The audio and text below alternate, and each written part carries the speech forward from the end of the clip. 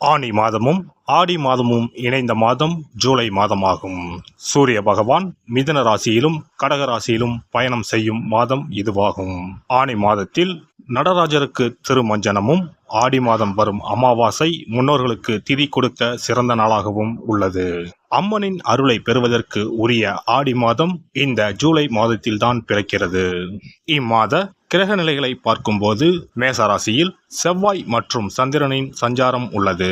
ரிஷபராசியில் குரு பகவானும், மிதுன ராசியில் சூரியனும் சுக்கிரனும் இணைந்துள்ளனர். கேது பகவான் கன்னி ராசியிலும், சனி பகவான் கும்பராசியிலும் உள்ளனர். ராகு பகவான் மீன ராசியில் சஞ்சாரம் செய்கின்றார். இம்மாத கிரக பெயர்ச்சி என எடுத்துக்கொண்டால் சுக்கிர பகவான் ஜூலை 6ஆம் தேதி மிதுன ராசியில் இருந்து கடகராசிக்கு செல்கிறார். செவ்வாய் பகவான் ஜூலை 12ஆம் தேதி மேசராசியில் இருந்து ரிஷபராசிக்கு இடப்பெயர்ச்சி ஆகின்றார்.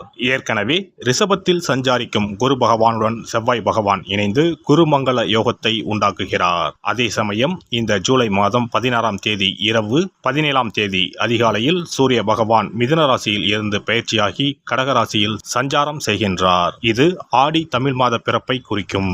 ஜூலை 19ஆம் தேதி புதன் பகவான் கடகராசியில் இருந்து சிம்மராசிக்கு பெயர்ச்சியாகின்றார். சுக்கிர பகவான் ஜூலை 31ஆம் தேதி சிம்ம ராசிக்கு பெயர்ச்சியாகின்றார். சந்திர பகவான் ஜூலை 1ஆம் தேதி அஸ்வினி நட்சத்திரம் மேசராசியில் இருந்து தன் பயணத்தை ஆரம்பிக்கிறார். இந்த கிரக பெயர்ச்சி மற்றும் சஞ்சாரத்தால் உங்கள் வாழ்வில் ஏற்படக்கூடிய சுப மற்றும் அசுப பலன்கள் என்ன என்பதனை பற்றி காண்போம்.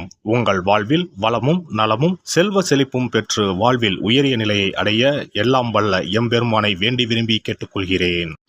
சிம்ம ராசி அன்பர்களே, இந்த மாதம் பணவரத்து எதிர்பார்த்ததைப் போலவே இருக்கும். எடுக்கும் முயற்சிகள் அனைத்தும் வெற்றி பெறும். அதே வேளையில் ராசியை செவ்வாய் பார்ப்பதால் மற்றவர்களிடம் உங்கள் கருத்துக்களை கூறும்போது அவர்கள் தவறாக அதை புரிந்து கொள்ளலாம். தொழில் வியாபாரத்தில் இருந்த போட்டிகள் அகலும். எதிர்பார்த்த அளவு வியாபாரத்தில் லாபம் கிடைக்கும். கூட்டு தொழில் வியாபாரம் செய்பவர்கள் கவனமாக இருப்பது நன்மை தரும். உத்தியோகத்தில் இருப்பவர்கள் வீண் அலைச்சலை சந்திக்க நேரும். மேல் அதிகாரிகள் கூறுவதை கேட்டு அதன்படி நடப்பது நல்லது. சக ஊழியர்கள் உங்களுக்கு ஆதரவாக இருப்பார்கள். குடும்பத்தில் இருந்து வந்த கருத்து வேற்றுமை நீங்கும். கணவன் மனைவிக்கு இடையே மனஸ்தாபங்கள் அகலும். எனவே கவனமாக எதையும் பேசுவது நல்லது. பிள்ளைகளிடம் அன்புடன் பேசுவது நன்மை தரும். அக்கம் பக்கத்தினருடன் வீண் வாக்குவாதங்களை தவிர்ப்பது நல்லது. பெண்களை பொறுத்தவரை இம்மாதம் விவேகமாக செயல்படுவது வெற்றியை தரும். எதிர்பார்த்ததற்கு மாறாக காரியங்கள் நடக்கலாம். கவனம் தேவை. வீண் அலைச்சல் ஏற்படும். கலைத்துறையினரை பொறுத்தவரை பெண்களிடம் பழகும் போது கவனம் தேவை. நண்பர்கள் மூலம் வீண் அலைச்சல் ஏற்படும். நேரம் தவறி உணவு உண்ண வேண்டியிருக்கும். அரசியல் துறையினருக்கு நினைக்கும் காரியங்கள் தள்ளி போகலாம். வீண் அலைச்சல் வேலைப்பளு இருக்கும். மேலிடத்திடம் நெருக்கம் அதிகரிக்கும். மனமகிழும் காரியங்கள் நடக்கும். மாணவர்கள் ஆசிரியர்கள் கூறுவதை கவனமாக கேட்டு அதன்படி நடப்பது வெற்றிக்கு உதவும். வீண் அலைச்சலை தவிர்ப்பது நல்லது. நட்சத்திர பலன்கள். மகம் நட்சத்திரம். இந்த மாதம் வீண் மனக்கவலை உண்டாகும். எதிர்பாராத செலவு ஏற்படும். அலைச்சலால் சரியான நேரத்திற்கு உணவு உண்ண முடியாத நிலை ஏற்படலாம். பணவரவு இருக்கும். வாக்கு வன்மையால் காரிய அனுகூலம் ஏற்படும். பூரம் நட்சத்திரம். இந்த மாதம் தொழில் வியாபாரத்தில் எதிர்பாராத போட்டிகள் ஏற்படும். தொழில் வியாபாரத்தில் அதிக முதலீடு செய்யும் முன் யோசிப்பது நல்லது. கடன் விஷயங்களில் கவனம் தேவை. பழைய பாக்கிகள் சிறிது தாமதத்திற்கு பின் வந்து சேரும். உத்தியோகத்தில் இருப்பவர்கள் வீண் அலைச்சலை சந்திக்க வேண்டியிருக்கும். உத்திரம் நட்சத்திரம். இந்த மாதம் குடும்பத்தில் திடீர் கருத்து வேற்றுமை ஏற்பட்டு நீங்கும். விருந்தினர்கள் வருகையால் செலவு கூடும். அக்கம் பக்கத்தினரை அனுசரித்து செல்வது நல்லது. வாகனங்களில் செல்லும் போதும் நெடுந்தூர பயணம் மேற்கொள்ளும் போதும் கவனமாக இருப்பது நன்மை தரும். ஞாயிற்றுக்கிழமையில் சிவன் கோவிலுக்கு சென்று சிவனையும் நவகிரகத்தில் சூரியனையும் தீபம் ஏற்றி வழிபடுவது எல்லா நன்மைகளையும் உண்டாக்கும். குல தெய்வத்தையும் இஷ்ட தெய்வத்தையும் ஒரே நாளில் சென்று தரிசித்து வாருங்கள். காரியங்களில் இருந்த தடைகள் விலகும். தொழில் வியாபாரம் சிறப்பாக நடைபெறும். சிறப்பு தொகுப்பு. ஒரு வெற்றிலை இருந்தால் உங்கள் துன்பங்களில் இருந்து விடுபட முடியும் என்றால் நம்ப முடிகிறதா? ஆம், உங்கள் ராசிக்கும் வெற்றிலை பரிகாரம் இருக்கிறது. அவற்றிற்கான வழிபாட்டு முறைகள் பற்றி காண்போம். பண்டிகை, திருவிழா, வீட்டில் விசேஷம் என்றால் வெற்றிலை பாக்கு வைத்து உறவினர்களை அழைப்பது வழக்கம். வெற்றிலையும் பாக்கும் மகாலட்சுமியின் அம்சங்களாகும். 12 ராசிக்காரர்களுக்கும் வெற்றிலையின் மூலம் பரிகாரம் செய்ய கவலைகள் தீரும் என்பது நம்பிக்கை. வெற்றிலையின் நுனியில் லட்சுமியும், நடுவில் சரஸ்வதியும், காம்பில் பார்வதி தேவியும் வசிக்கின்றனர். மகாவிஷ்ணுவும், பிரம்மாவும், சிவனும், சுக்கிரனும் கூட வெற்றிலையில் வாசம் செய்கின்றனர்.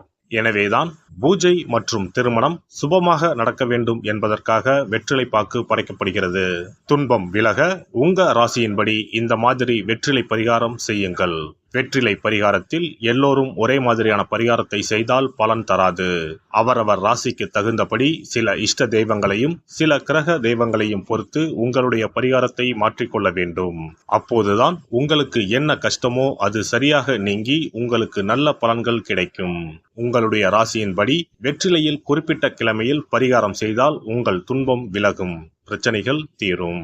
மேசராசி அன்பர்கள் செவ்வாய்க்கிழமைகளில் வெற்றிலையில் மாம்பழம் வைத்து முருகப்பெருமானுக்கு நெய்வேத்தியம் செய்துவிட்டு அந்த பழத்தை உண்டால் அனைத்து கஷ்டங்களும் நீங்கும். ரிஷபராசி அன்பர்கள் செவ்வாய்தோறும் வெற்றிலையில் மிளகு வைத்து வழிபாடு நடத்தினால் துன்பங்கள் அனைத்தும் தீரும். மிதுனராசி அன்பர்கள் புதன்கிழமைகளில் வெற்றிலையில் மிளகு வைத்து இஷ்ட தெய்வத்தை வழிபடவும். பின்னர் அதையே பிரசாதமாக சாப்பிட்டால் துன்பங்கள் எல்லாம் நீங்கும். கடகராசி அன்பர்கள் வெள்ளிக்கிழமை தோறும் வெற்றிலையில் மாதுளை பழத்தை வைத்து காளியை வழிபாடு செய்து பின்னர் அந்த மாதுளை பழத்தை சாப்பிட்டால் துன்பங்கள் நீங்கும். சிம்மராசி அன்பர்கள் வியாழக்கிழமைகளில் வெற்றிலையில் வாழைப்பழத்தை வைத்து இஷ்ட தெய்வத்தை வழிபடலாம். பின்னர் அந்த பழத்தை பிரசாதமாக உண்டால் கஷ்டங்கள் நீங்கும். கன்னிராசி அன்பர்கள் வியாழக்கிழமையில் வெற்றிலையோடு மிளகு வைத்து உங்கள் இஷ்ட தெய்வத்தை வணங்குங்கள். உங்கள் துன்பம் துயரம் எல்லாம் தீர்ந்துவிடும்.